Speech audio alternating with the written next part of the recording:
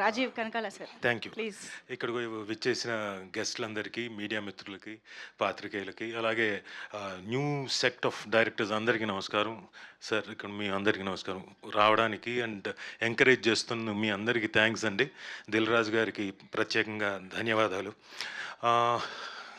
ధీరజ్ మొగిలినేని గారు ఈ సినిమాలో నాకు ఒక డిఫరెంట్ క్యారెక్టర్ చేయడానికి ఆయన కారకుడు అయ్యాడు. ముందు డైరెక్టర్ గారు ఒక కైండ్ ఆఫ్ చెప్పచ్చా చెప్పకూడదు, చెప్పచ్చా పర్లేదు, ఓకే సర్లేండి. అది ప్రీ రిలీజ్ దాంట్లో చెప్తాను. అది మళ్ళీ ధీరజ్ గారు ఉండి కాదు రాజీవ్ గారిని ఇలా అయితే బాగుంటుందని ఆయన అన్నారంట.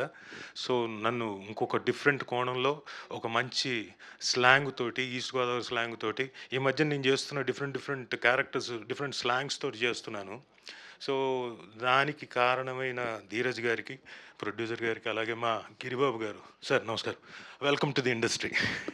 సో ఆయనకి, వాళ్ళిద్దరు ప్రొడ్యూసర్లకి, అలాగే మా డైరెక్టర్ శ్రీకర్ గారికి. He's a very confident director. తనకి ఏం కావాలో చాలా క్లియర్గా తెలుసు. ఒక ఆర్టిస్ట్ దగ్గర నుంచి ఏం చెప్పి ఎలా చేయించుకోవాలో కూడా క్లారిటీ ఉన్న డైరెక్టర్. దానికి తోడు ఆయనకున్న టీం, ఆ కొండలరావు గారు, ఆయన నన్ను ఏపుకు తినేసాడు లొకేషన్లో. సార్ అది కాదు సార్, ఈ పదం ఇదే అన్నారు. నేనన్నా మీరేమైనా బాపు రమణ గారు వాళ్ళది ఏమైనా విన్నారా, పని చేయలేదు కదా, విన్నారా, వాళ్ళైతే ఇదే పదాలు అడుగుతారు, రాశారు కదా అని అంటే, ఫస్ట్ 1 డే 2 డేస్ మా ఇద్దరికి కుదరలేదు. ఆ కొండలరావు గారికి నాకు, ఈయనేంట్రా బాబు నన్ను ఏపుకు తింటున్నాడు అనుకున్నా. బట్ ఆ తర్వాత బాగా జెల్ అయ్యాం. సో కొండలరావు గారు మీకు డెఫినెట్గా చాలా బ్రైట్ ఫ్యూచర్ ఉంది. అప్పుడు మాత్రం ఆ బాండి, నూనె అవన్నీ కూడా మీరు పట్టుకెళ్ళండి వేయించడానికి ఆర్టిస్టులని. So but whatever it is, cinema తాలూకు క్వాలిటీ కోసమే కొండలరావు గారు అందరూ కష్టపడ్డారు. అలాగే డిఓపి గారు, సాయి గారు వాళ్ళు.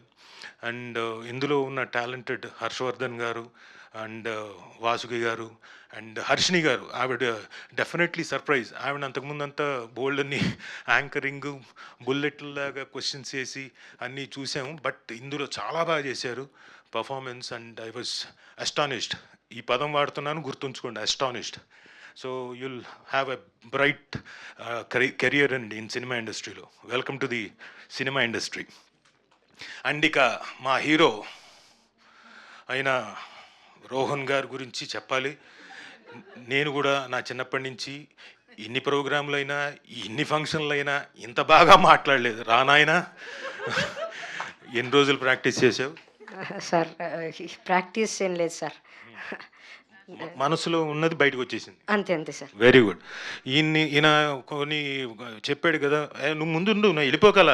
ఈయన చెప్పాడు కొన్ని. మా డైరెక్టర్ గారు నన్ను తీసుకెళ్ళి నీళ్ళలో నించోబెట్టాడు, పొద్దున్న నుంచి మధ్యాహ్నం వరకు నన్ను ఎండలో నించోబెట్టాడు, నల్లగా అయ్యేంత వరకు నాకు అన్ని కష్టాలు ఉన్నాను. కానీ ఈయనకు మాత్రం లోపల ఒక ఆనందం ఉండేది. నాకు ఒక ఖుషిని ఇచ్చారు ఆయన.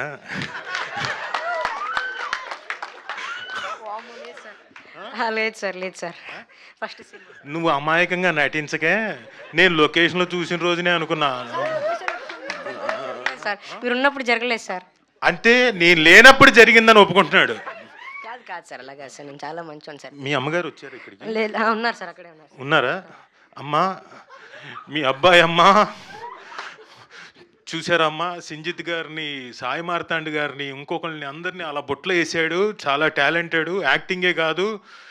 నువ్వు డెఫినెట్గా నువ్వు కంగారు పడకు, నేనేం చెప్పట్లేదు, నీ గురించి మంచిగా చెప్తున్నాను.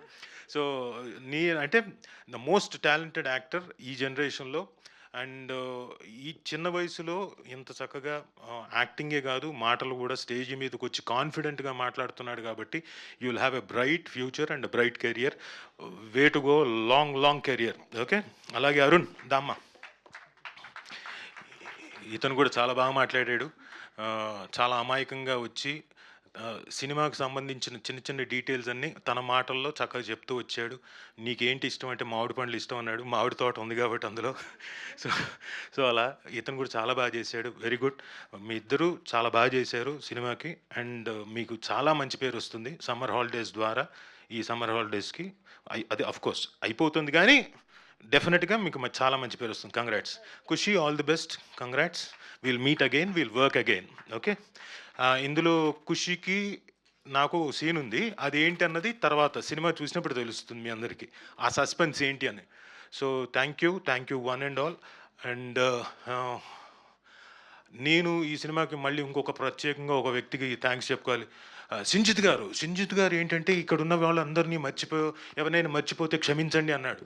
అరే రాజీవ్ కనకాల అని మాట్లాడలేదు. ఈయన నేను కలిసి ఇప్పుడు నేను చేస్తున్న సినిమాలు అన్నీ ఈయన మ్యూజిక్ చేస్తున్నాడు. ఆ, రాజీవ్ గారు మీ సినిమాలు నేను చేస్తున్నాను మాత్రం అనలేదు. నేను మాత్రం సింజిత్ గారు అసలు అద్భుతం, మోత మోగిస్తాడు అంటే మోత మోగించడం అంటే అద్భుతమైన మ్యూజిక్ చేస్తాడు అని చెప్పేసి మేమని ఫీల్ అవుతుంటే అసలు అస్సలు పేమెంట్ పడలేదు కదా సార్ మీ దగ్గర నుంచి? నా దగ్గర నుంచి పడలేదనా? ఇదిగో మన ఇద్దరం ఒక అండర్స్టాండింగ్లో ఉన్నాం. అదే సార్ అడ్వాన్స్ ఏమైనా వస్తే ఓకే డన్, అలాగే సరే ఓకే డన్ ఖచ్చితంగా. బట్ లక్కీలీ నేను సింజిత్ తోటి ఇప్పుడు నేను చేస్తున్న సినిమాలు అన్నీ సింజిత్ చేస్తున్నాడు. I'm very happy for that and very delighted also. Thank you Sinjith.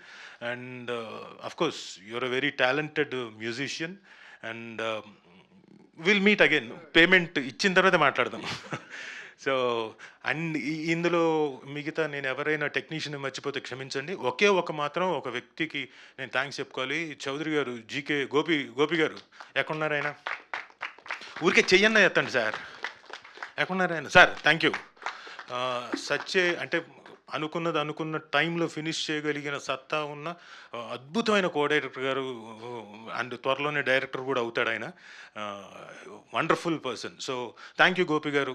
మా డేట్లన్నీ కూడా చాలా చక్కగా మేనేజ్ చేసి చక్కగా సజావుగా షూటింగ్ జరిగేలా చూసినందుకు thank you very much and thank you one and all. Thank you sir. Thank you. Thank you so much sir.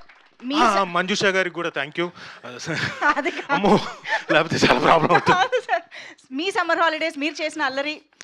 Summer holidays అంటే నాకు బాగా గుర్తుకొచ్చేది మాకు సమ్మర్ కోచింగ్ క్యాంప్ మా ఇన్స్టిట్యూట్ ఉంది కాబట్టి మొత్తం అంతా దాదాపుగా ఒక 30-40 మంది 50 మంది పిల్లలతో పాటు ఆడుకోవడం.